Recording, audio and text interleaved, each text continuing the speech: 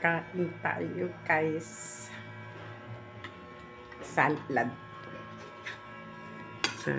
Salad muna tayo.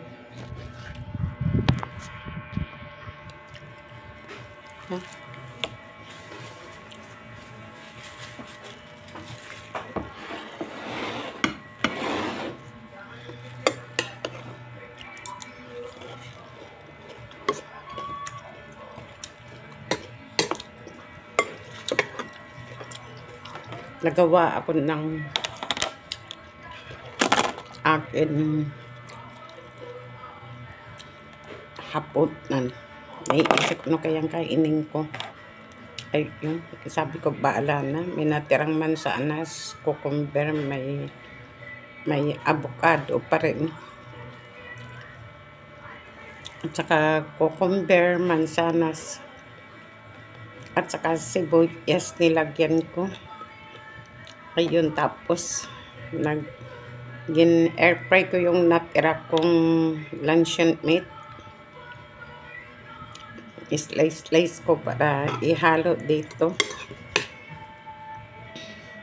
Tapos gumawa ko ng ingredients: mayonnaise, sesame oil, yogurt, yung pinag-alo ko, paminta, asin na Himalayan, at saka vinegar na apple cider, at saka honey. Ayun, ni-mix ko po, nilagay ko dito. Super sarap po yung aking nagawang des. Yan, sariling sikap.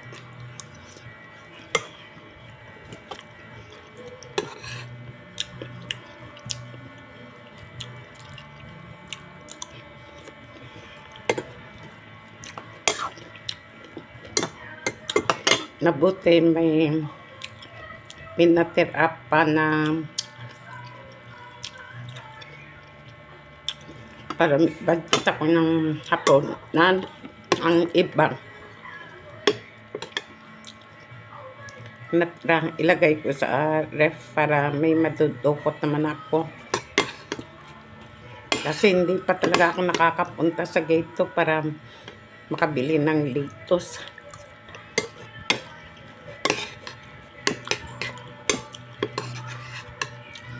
Sacrifice yung walang rice talaga sa gabi.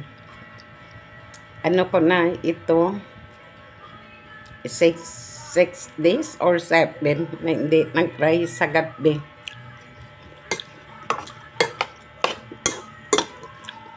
Yung suot ko kanina sa sumba na isusuot ko na, pero medyo masakit pa konti.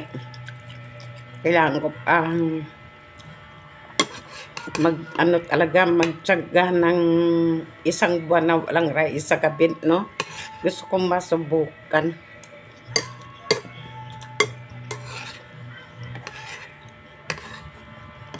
Kaya ko naman na walang rice sa gabi, walang problema. Sa araw lang na hindi talaga ako pwede walang rice.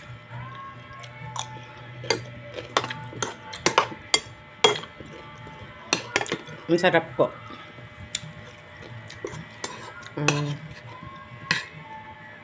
Ayan po, tinishare ko lang yung aking food itong gabi.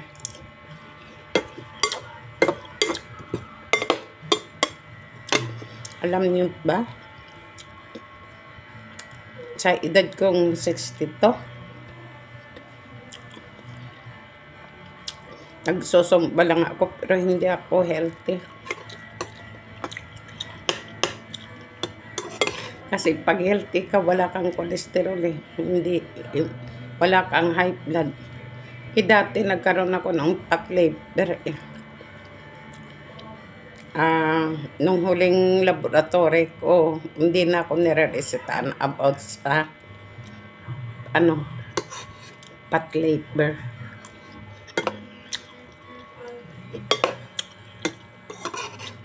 Tuloy lang ang resita sa high cholesterol ko, 2 gamot.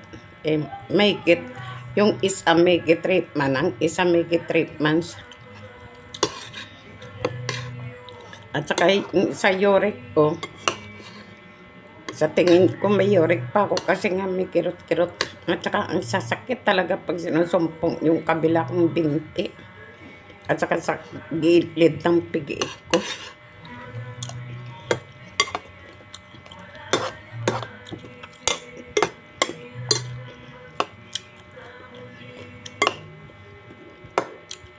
Kaya laban lang no.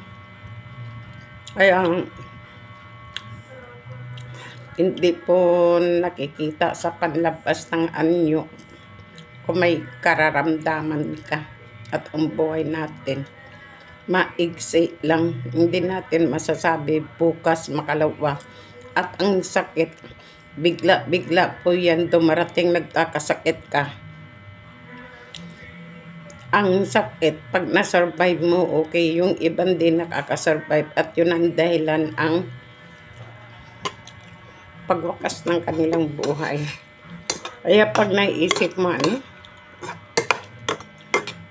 parang nakakalungkot.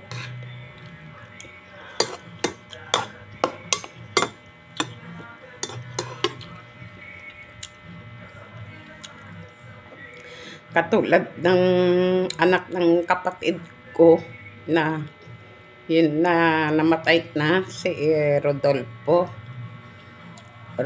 Ang palayaw niya ay si Rodi, namatay na. Yung anak niya na iwan dito sa lupa ay namayapa na rin kanina daw. Nagbigla na lang ata yung nagkasakit, dinala sa pa-check up sa doktor sa hospital. May bukula ata sa liig, tapos ano ba yung sinabi? Yung atay niya ay may butas. Hindi ko alam kung anong mga kinakain niya, bakit siya nagkaroon ng ganun. Ayun, namatay po kanina. Kakalungkot man. Isipin, nasa Cavite po siya nakatira, malayo. Kailangan pag pumunta ka, ang pinakamababa mong budget kahit 5,000 makapunta ka, kasi hindi naman pwede pagpunta ka doon wala ka naman may iaabot. So kakalungkot isipin na wala akong nahawakan na 5K. Hindi, siyempre may mga kanya-kanya tayong kaya ayun, kakalungkot lang isipin dahil nung maliit nagkikita kami nung nagbibinata, at as in nagbibinata na ang tagal namin naghiwalay. Kaya parang nakakalungkot isipin no, na pagkulang ka talaga sa financial, oras na may mga bad na balita, parang hindi ka kagad maka-action. Kasi alam mo kung may pera ka talaga, no? On the spot. Kung hindi ka pupunta, pwede ka naman magpadala ng pera through GCash. Kakalungkot talaga, no? Pag hindi ka ba makapagbigay ng tulong. Kaya nakakainis isipin pag may mga problema na dumarating.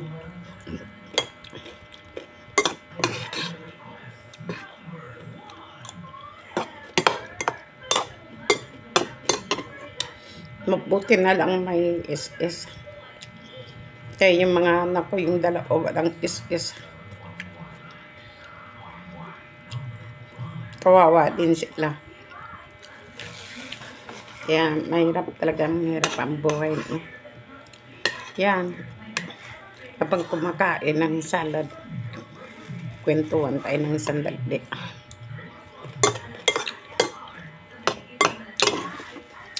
Mahirap naman nagpapapretend ka na mapera ka. Tama lang ako makakain. Kasi kakauwi ko lang ng province May kanya-kanya tayong mga problema. Siyempre, wala naman ako trabaho. Nagagamot pa ako. Siyempre, yung konting income ko sa sikap ko sa sarili ko, kulang pa.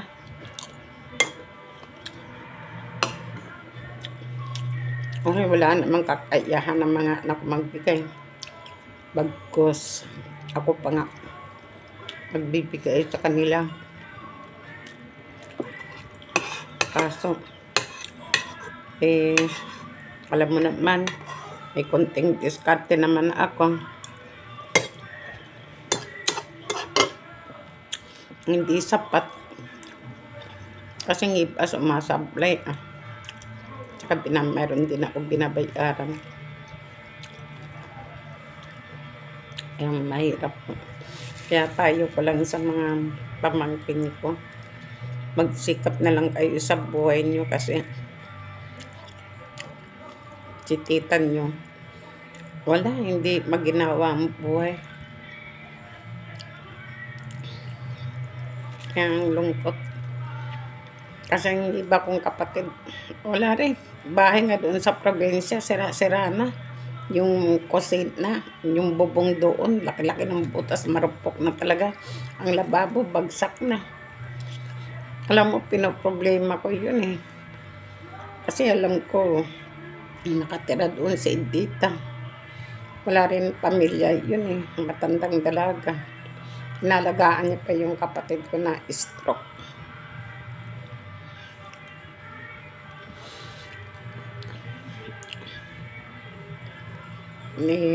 Siyempre, pinoproblema ko rin yun, maayos ko yung kusina nila. At saka maayos na yung lababo. At saka yung sa likod doon sa kwarto. Sana naman maawa si Tony. Maibigay niya na yung sa December para naman kapagawa ko doon. At saka dito sa bahay ko, kailangan ko rin. Kasi ang titulo sa bahay. Ang hirap na. Kulang ka sa income. Kaya parang nakakaiyak sa buhay, no? Oo. Yung iba na may makaya sa buhay, mayaman, baliwala sa kanilang pera, sasabihin nila, pera lang yung madali kitain, o madali kitain sa mga mayroon. Yung iba parang hirap kitain sa wala. Ay, kaya yun na nga lang talaga. Always praying talaga kay God. Wala naman tayong ibang inaasa sa buhay. Kaya laban lang. Kaya pray ko lang sa mga anak ko, sana makapag-isip sila sa mga kinabukasan nila. Hindi habang buhay ang magulang nandiyan. Kaya gusto ko maayos ko tong titulo. Kasi pagdating ng panahon, wala ako, mangungupahan sila, hindi nila kaya mangungupahan. Alagaan nila tong bahay nito kahit anong mangyari, wag nila to ibenta. Yung buko, yung itong bahay na ito na pinundar ko dahil para sa kanila ito. Ay nako, maganda na rin yung may video ka, nagsasalita ka. Katulad yan. May isa akong kaibigan namatay na stroke, pero nabalitaan ko kanina natuluyan na kumatos na daw. Malakas pa yun na. Kaso lang malakas kasi siya maninigarilyo, baka mga ano na rin siguro, nagkomplikado na rin. Hanggang doon na rin ang buhay niya. Kaya ang buhay natin, alam niyo ba, hindi natin hawak. Minsan bigla-bigla dumarating ang sakit na hindi natin alam. Kaya kahit anong lakas mo, magugulat ka na lang. Kaya pray talaga kay God, kapit lang at maging mabait tayo. O tayo mag-isip sa kapwa natin. Wag natin iira lang inggit. Masarap mag-good Samaritan eh. Kaso wala eh. Yan, nalungkot ako sa pamangkin ko na hindi ako makapunta. Kaya condolence na lang talaga sa anak ng kapatid ko na si Rodney, namatay na siya. Mga naiiwan niyang anak ba. Ay. Okay, dito na lang mga aking vlog. God bless po.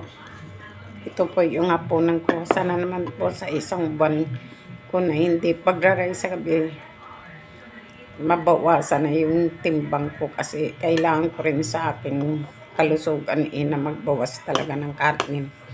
hindi sabihin na nagpapasex kailangan ko magbawas, talaga napakahirap. Kaya babay po, God bless po sa inyo lahat. Maraming salamat po sa panonood niyo ng akin vlog. Good evening, God bless po sa inyo lahat.